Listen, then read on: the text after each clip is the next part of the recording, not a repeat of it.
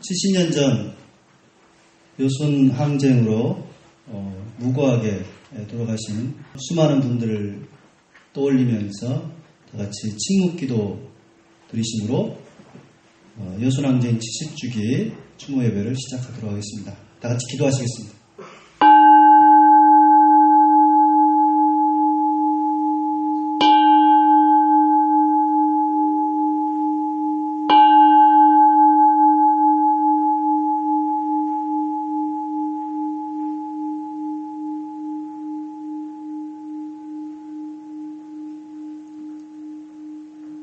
순서지에 나와 있는 오소서 평화의 임금 임내성 같이 찬송하시겠습니다.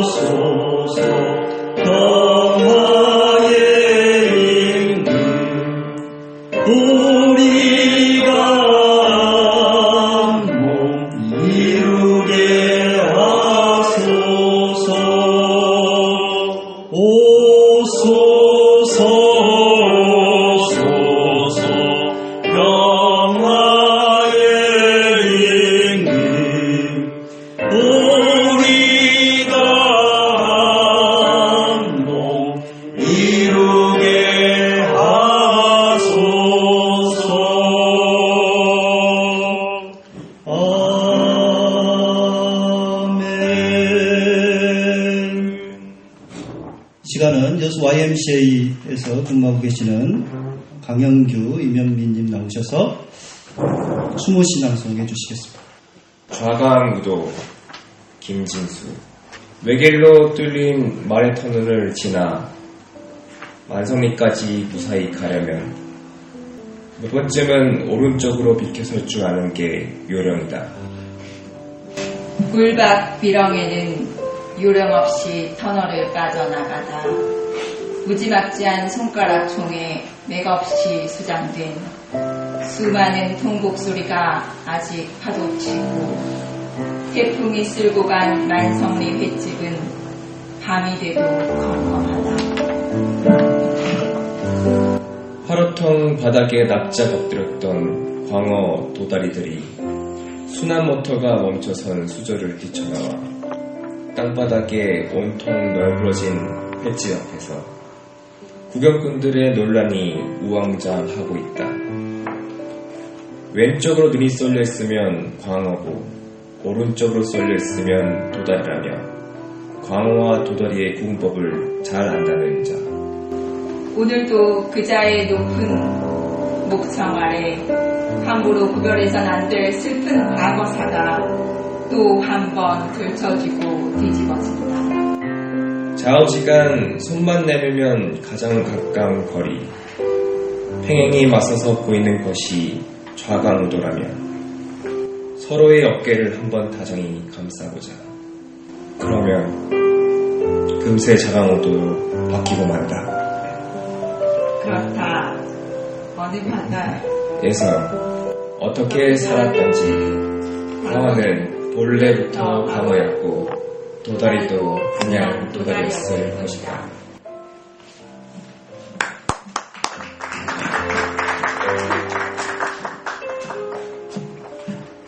시간은 전남동부 ACC 회장님이신 최성진 목사님 나오셔서 기도해 주시겠습니다.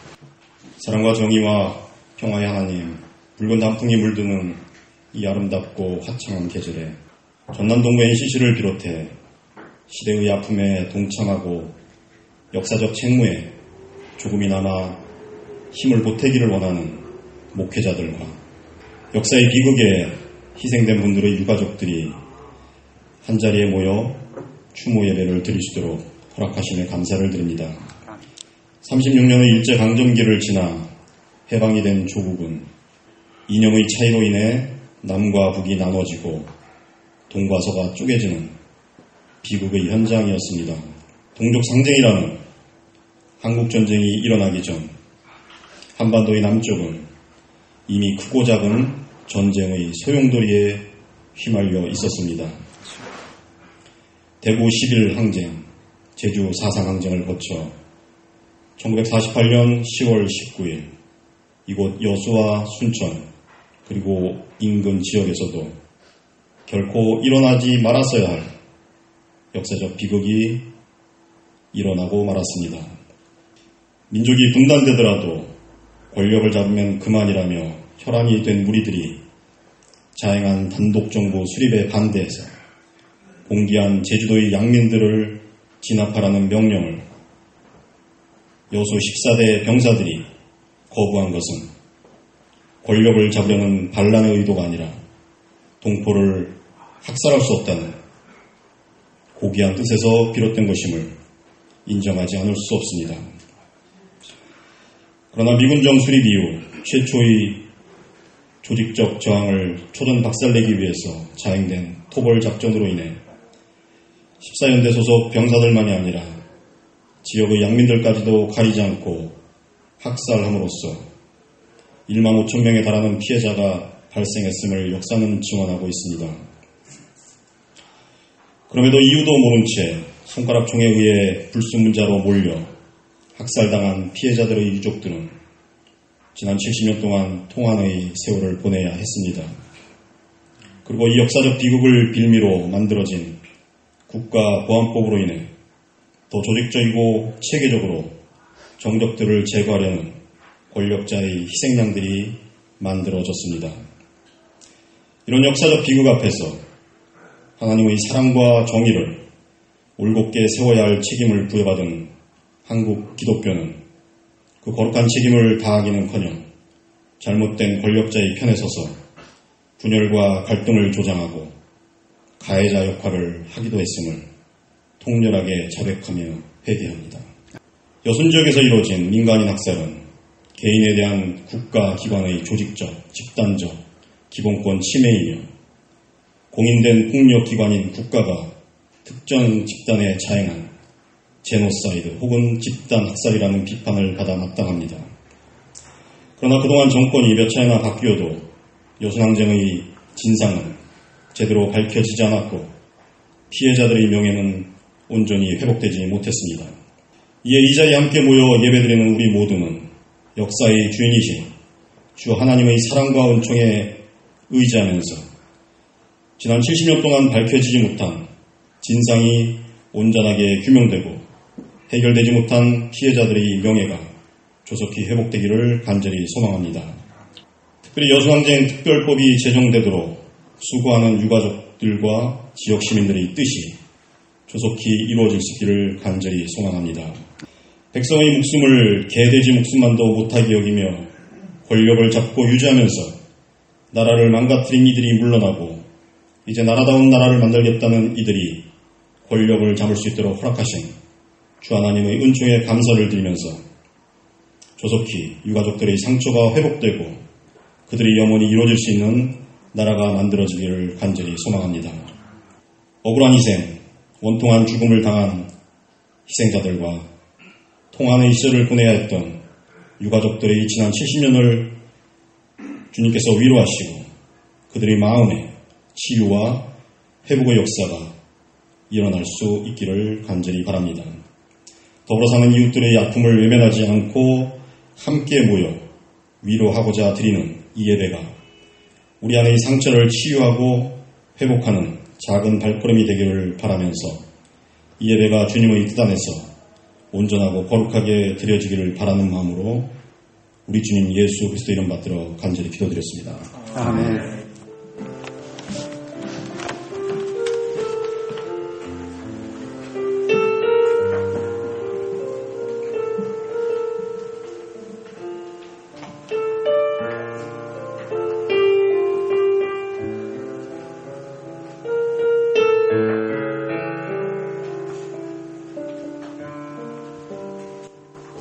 이 시간은 상록수 밴드가 여순항쟁을 기념해서 추념해서 만든 꽃물이 든다 춤목 특성을 해주시겠습니다.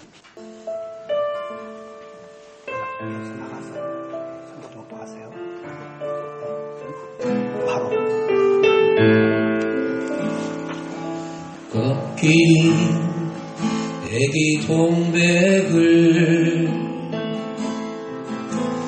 꼭 껴안은 벙어리 한 방울 복뒤 붉은 꽃무덤이 따스하다 못해 참혹하여라 이념의 폭력 앞에 불타버린 수천 수만의 동백꽃 좌우 산맥을 넘고 넘어 비보다 더 진한 꽃물이 든다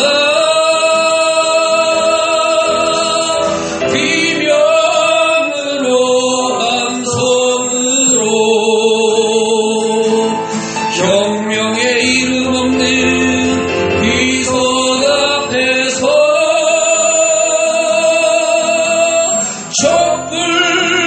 촛불처럼 다시 일어나 너도 나도 꽃물이 든다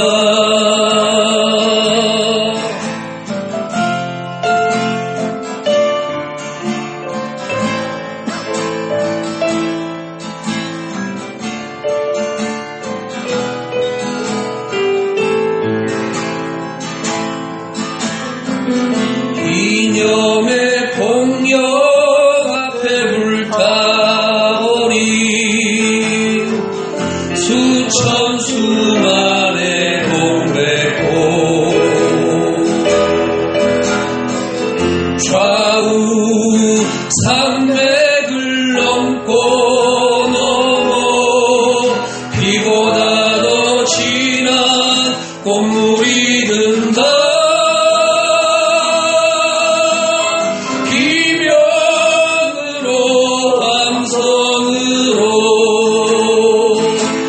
혁명의 이름 없는 비석 앞에서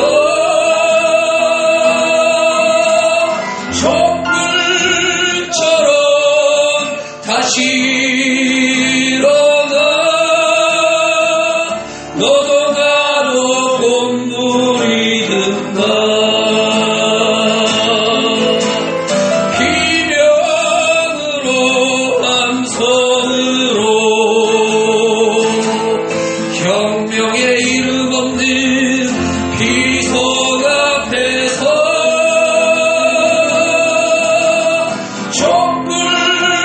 촛불처럼 다시 일어나 너도 나도 꽃물이 든다 너도 나도 꽃물이 든다.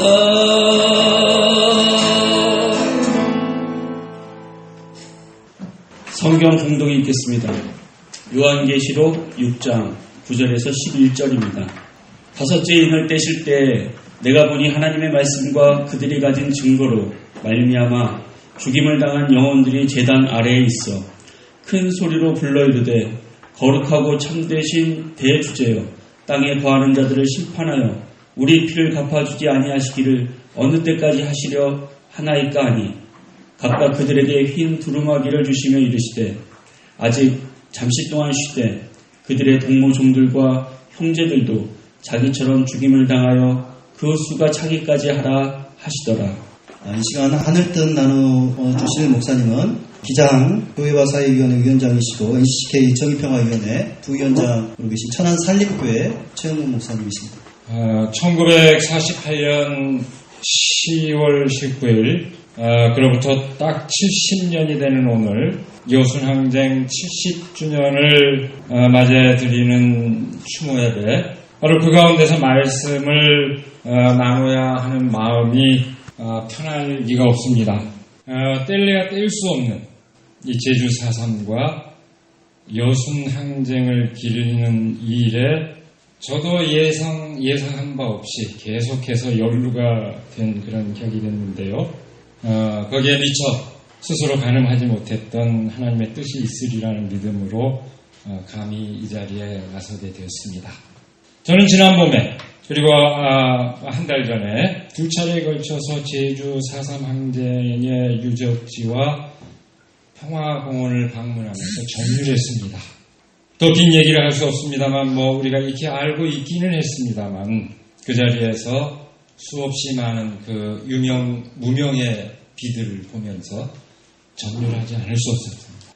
아름다운 평화의 섬 제주가 안고 있는 민족의 상처, 아니 냉전 체제가 빚어낸 세계사적 차원에서의 반인륜적 참극의 상처를 들춰내고 확인하는 것이 어찌 마음 편한 일이겠습니까? 여순항쟁의 진실을 마주하는 것 또한 마찬가지입니다. 여러분, 제주가 평화의 섬으로 불리는 것과 마찬가지로 여수 또한 어떻게 불립니까? 미항, 아름다운 항구로 불리고 있습니다. 그 아름답고 평화로운 이름 뒤에 감춰진 아직까지 아물지 않은 그 상처를 확인하는 일이 어찌 마음 편한 일이겠습니까? 여러분, 이렇게 서로 얽힌 그 두 사건의 진실이 무엇입니까? 먼저 제주 4.3의 진실이 무엇입니까? 1948년 4월 3일, 아니 정확하게 얘기하면은 1947년 3월 1일부터 1954년 9월 21일에 이르기까지 제주에서는 숱한 사람들이 절규하며 쓰러져 갔습니다. 진상조사위원회에 신고된 희생자 수만도 15,000명에 이르고 실제 희생자 수는 그 배에 달하는 25,000에서 3만 명에 이를 것으로 추정이 되고 있습니다. 왜 죽었습니까?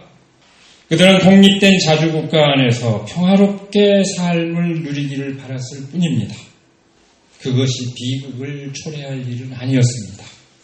외세의 지배를 물리치고 하나된 조국 안에서 평화로운 삶을 누리고자 하는 사람들의 당당한 외침이었고 마땅한 외침이었습니다.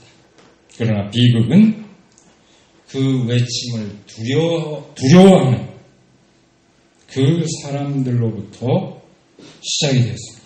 막 시작된 냉전 체제의 당사자인 미국과 그 체제에 편승하여 분단 국가 안에서 자신의 기득권을 지키고자 했던 이들은 그 외침을 두려워하였고 마침내 무자비한 폭력으로 그 당당한 목소리를 틀어막고 이루 말할 수 없이 숱한 사람들의 생명을 앗아갔습니다.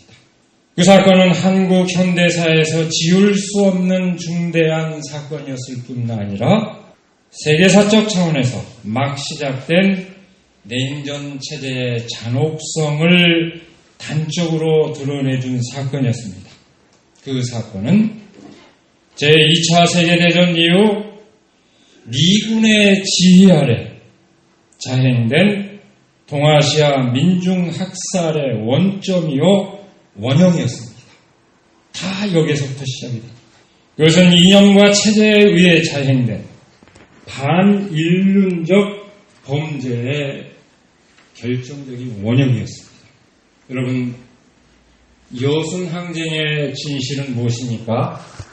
아마 어제부터 참석하신 분들은 다 현장을 답사하고 저기 주철이 박사님께서도 계십니다만 그 진상에 관해서 함께 이렇게 공감하고 익혔으리라 생각합니다만 단적으로 얘기하면 1948년 10월 19일 여수에 주둔한 국군 제14연대 병사들이 제주 4.3 진압 명령을 거부하고 단독정부 수립 반대와 미군 철수를 주장하며 일으킨 항쟁입니다. 이 순서지에도 나와 있습니다만 당시 골기문에 어떻게 되어 있습니까? 우리는 제주도 애국인민을 무차별 학살하기 위해 우리들을 출동시키려는 작전에 조선 사람의 아들로서 조선 동포를 학살하는 것을 거부하고 조선 인민의 복지를 위하여 총궐기하였다. 1. 동족 상잔 결사반대 2. 미군 즉시 철퇴. 이것이 그 요체입니다. 여순항쟁은 이제 막 그 마각을 드러내기 시작한 냉전 체제에 대한 저항에 더하여 동족 상잔의 학살을 거부함으로써 반인륜적 범죄 행위에 가담할 수 없다는 숭고한 저항 정신을 드높인 사건이었습니다. 그러나 그 숭고한 정신에도 불구하고 그 사건은 15,000명에 달하는 사람들의 희생과 더불어 비극으로 일단락되었습니다. 제주 4.3이 막 시작된 냉전 체제에 의한 민중 학살의 원점이었다면 여순 사건은 그 체제에 동의하지 않는 한 살아도 살아있는 것과 같은 삶을 보장하지 않게 될 것이라고 하는 사실을 받아들이도록 강요하는 암울한 경고였습니다. 사실상 분단 체제를 민중들의 내면으로부터 받아들이도록 강요하는 결정적 계기가 되었습니다. 바로 이 사건을 계기로 정부는 국가보안법을 제정하고 강력한 방공국가를 구축하지 않았습니까? 저는 여기서 한참 떨어진 저 서쪽에 해남이 제 고향입니다만은 어렸을 때부터 숱하게 들었던 말, 이발을 하지 않고 행색이 좀 엉성하면은 너는 어째 반란군 모양 그러고 다니냐? 반란군이라는 얘기를 수없이 들었어요. 그리고 또 수없이 들은 얘기가 모난돌이 정 맞는다. 어렸을 때 수없이 많이 들었습니다만 대학교 가서는 매일 들어야 했습니다. 그렇게 그걸 내면화시켰던, 그런 의식을 내면화시켰던 바로 그 이유였습니다. 오늘 우리는 우리의 마음을 후벼파는 그 비극의 실상을 다시금 환기하며 치유의 방법을 찾기 위해서 이 자리에 함께하고 있습니다. 그런 만큼 저는 이 시간에 그 사건으로 인한 상처를 치유하는 그 여정을 전망하는 그런 밝은 말씀을 나누고 싶었습니다. 정말 그랬습니다. 마음은 그랬습니다. 사건의 상처를 드러내는 것만으로도 쓰라린데 말씀으로나마 어떤 희망의 용기를 얻고 위로를 나눠야 하지 않을까 그렇게 생각을 했습니다. 그러나 눈길이 그렇게 가지 않았습니다. 오히려 그 비극의 진실을 정면으로 마주하고 증언하도록 일깨우는 그런 말씀에 눈길이 닿았습니다. 오늘 우리가 함께 읽은 요한계시록의 말씀입니다. 결국 불편한 진실을 다시금 환기하는 오늘 우리는 거기에다 더해서 또 불편한 그 성서 본문 말씀을 함께 대하고 있는 셈입니다. 네, 여러분 한번 생각해 보십시오. 어쩌면 우리 그리스도교 신앙 자체가 가장 불편한 진실, 가장 참혹한 그 비극의 사건을 기억하는 데서부터 시작되지 않습니까? 단지 사랑의 삶, 인간이 진정으로 인간답게 사는 길을 실천했을 뿐인 예수께서 당대 지배 체제에 의해서 가장 처참한 그 십자가 극형을 당한 사건, 그러나 역설적으로 그 비극의 사건이 보여준 구원의 능력을 믿는 것이 우리 그리스도교 신앙 아닙니까? 그 믿음의 눈에서 볼 때 오늘 말씀은 우리에게 바로 우리 역사 현장, 우리 삶의 현장에서 일어난 그 사건의 의미를 제대로 되새길 수 있는 통찰을 우리에게 주고 있습니다. 다 아시는 대로 요한계시록은 1세기 전 로마 제국의 극심한 박해 시기에 그리스도인들의 신앙과 희망을 선포하는 그런 일종의 신앙 고백입니다. 그 가운데서 요한계시록 6장은 초대 그리스도인들이 처해 있는 현실을 폭로함과 동시에 그 파국의 종말, 그러나 끝내 이루어질 그리스도의 승리를, 그 희망을 전하고 있습니다. 어린 양이 하나하나 봉인을 떼어낼 때 그 하나하나의 진실이 드러납니다. 여러분, 여기 계신 분들 다 그렇게 그러리라 생각합니다만 들을 귀가 있다면 이 말씀들이 오늘 팍스 아메리카나 그 현실에서도 결코 다르지 않다는 것을 우리는 곧바로 알아차릴 수 있을 것입니다. 첫 번째 봉인을 떼을 때 흰말을 탄 사람이 멸관을 받고 나아가서 이기고 또 이기려 한다고 했습니다. 이것은 로마 제국의 정치적 권력을 상징합니다. 로마 제국 황제의 끊임없는 그 정치적 지배의 욕망, 그에 사로잡힌 세계 현실을 말합니다. 두 번째 봉인을 뗄 때 붉은 말을 탄 사람이 평화를 걷어버리고 사람들을 서로 죽이게 하고 또 큰 칼을 받았다고 했습니다. 이것은 로마 제국의 군사적 지배를 상징합니다. 군사적 폭력으로 세계를 지배하고자 하는 야욕, 그의 신음하는 세계의 현실을 말합니다. 셋째 봉인을 뗄 때 검은 말을 탄 사람이 손에 저울을 들고 있다고 했습니다. 저울은 상거래를 상징하는 것으로 이것은 로마 제국의 경제적 세계 지배를 말합니다. 그런데 그 경제적 세계 지배는 공정하지 않습니다. 네 번째 봉인을 뗄 때 청황색 말을 탄 사람의 이름은 사망인데 그 뒤를 따르는 지옥의 무리들, 곧 칼과 기근과 죽음이 사람들의 4분의 1을 멸한다고 했습니다. 이것은 지배의 기결이 재난과 역병, 결국 죽음이라는 것을 말합니다. 다섯 번째 봉인을 떼었을 때 하나님 말씀 때문에 또 그들이 말한 증언 때문에 죽임을 당한 영혼을 봅니다. 오늘 우리가 읽은 본문 말씀입니다. 넷째 봉인을 뗄 때 이르기까지 당대의 현실을 지배하는 죽임의 세력의 실체를 드러내주고 있다면 다섯 번째 봉인을 뗄 때 그 죽임의 세력에게 죽임당한 사람들의 실상이 드러납니다. 그런데 이 장면이 예사롭지 않습니다. 죽임당한 수많은 영혼들이 자신들의 죽음을 신원하여 주기를 간청합니다. 그런데 그에 대한 응답은 없습니다. 요한은 최후의 심판, 그리고 이어지는 그리스도의 최후의 승리를 확신합니다. 그런데 그에 대한 응답은 죽음을 당하기로 되어 있는 사람들의 수가 차기까지 아직도 더 기다려야 한다는 것이었습니다. 그리고 여섯 번째 봉인을 떼었을 때 임박한 심판의 실체가 드러납니다.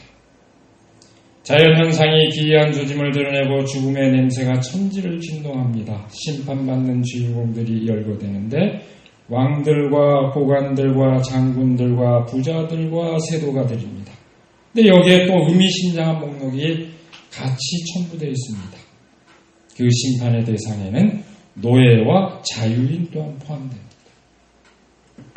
그것은 불의한 로마 제국의 지배에 굴종하고 타협하며 죽임의 권세에 직간접적으로 불부터 사는 노예, 그리고 이웃의 고통을 외면한 채 자기들만의 천국을 누리고 있는 자유로운 시민들 또한 심판의 대상이 된다고 하는 것을 뜻합니다.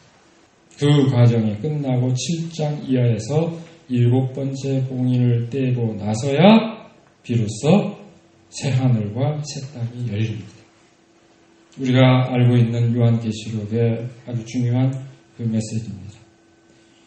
다시 한번 확인하자면 오늘 우리가 읽은 대목은 다섯 번째 봉인을 뗄 때 장면입니다. 이 환상이 뜻하는 바가 뭘까요? 이것은 예수의 부활 승리로 말미암아 사탄의 세력이 이미 극복되었지만 그 잔당의 횡포와 발악이 아직 잔존하고 있는 상태를 말합니다. 그로 인해 정의와 평화가 입을 맞추는 하나님 나라는 아직 완전하게 실현되지 않은 상태에 있고 의롭고 진실하게 살려는 이들에 대한 죽임과 박해 그리고 억압과 음모가 여전히 지속되고 있는 상황입니다. 이것은 자포자기의 그런 상황을 말하는 것이 아닙니다. 당대의 현실에 대한 아주 냉철한 인식을 보여주고 있습니다. 죽임의 세력이 여전히 위세를 떨치고 있는 현실에 대한 냉철한 인식입니다. 여기에 이어지는 여섯 번째 그 봉인을 뗄 때의 상황, 다시 말해서 그 심판의 상황은 지금 다섯 번째 봉인을 뗄 때 그 처지에 있는 사람들의 그 시기에 가운데 있는 그 사람들의 결단을 촉구하고 있습니다. 과연 어느 편에 설 것인가를 촉구합니다. 여러분, 오늘 우리가 살고 있는, 오늘 우리 지금 이 시대는 과연 어떤 시대일까요? 민주주의가 신장되고 생명과 평화의 삶에 대한 갈망이 사람들 가운데 충실하지만 여전히 그것을 방해하는 세력이 아직 존재하는 그런 상황입니다. 바로 그 가운데서 생명과 평화의 길을 선택할 것을 촉구받고 있습니다. 바로 그 점에서 5번째 봉인이 떼인 그 상황과 같을 수 있습니다. 그러나 여러분, 본문 말씀이 전하는 바와 같은 아직도 죽음을 기다리는 사람들의 수가 더 차야 하는 상황이라는 것에 대해서는 여러분 결코 아멘이라고 응답할 수 있을까요? 아까 아멘 하셨죠? 이 말에 대한 아멘이라면 그 아멘을 철회해야 되지 않을까요? 물론 이 말씀이 가진 그 뜻에 대한 동의로서 아멘이라면 철회해야 할 이유 없지만 더 죽어야 한다. 이 말에 대한 아멘이라면 아마 철회되어야 될 겁니다. 지난 70년이 바로 그런 상황 아니었습니까? 그렇게 숱하게 죽어가는 여순항쟁으로 인해서 죽은 4.3과 여순항쟁으로 인해서 죽은 그 사태만이 아니라 이어진 한국전쟁과 그 와중에서 숱한 학살이 이어졌습니다. 여러분, 전 국토가 무고한 사람들의 피와 눈물로 흥건히 젖었습니다. 제가 살고 있는 천안, 하늘 아래 천안은 태평한 곳이라고 알고 있죠. 천만의 말씀.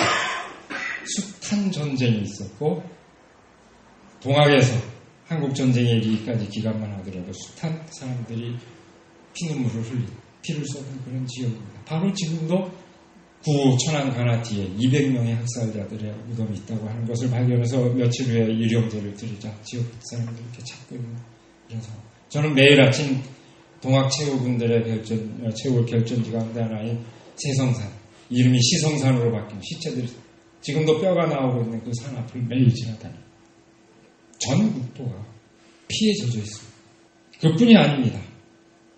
1980년 광주에서 학살이 일어났습니다. 지배체제와 국가 권력에 의한 살인이 계속되었습니다. 그 체제에 저항하며 목숨을 던진 사람들까지 더하면 그 비극은 그 이후로도 지속되었습니다. 2014년 세월호 사건, 그리고 그뿐입니까? 매년 세월호 사건 희생자의 6배에 달하는 사람들이, 1800에서 2000명에 달하는 사람들이 매년 자신의 일터에서 산업재해로 죽어가고 있습니다. 이런 상황을 생각하면 그 이상의 수가 꽉 차야 된다, 죽음이 필요하다는 것은 도저히 용납할 수 없습니다. 이제 그만이라고 외쳐야 할 때입니다. 우리는 오늘 여순항쟁의 숭고한 정신을 되새기며 그 희생자들의 피울음을 다시 불러내고 있습니다.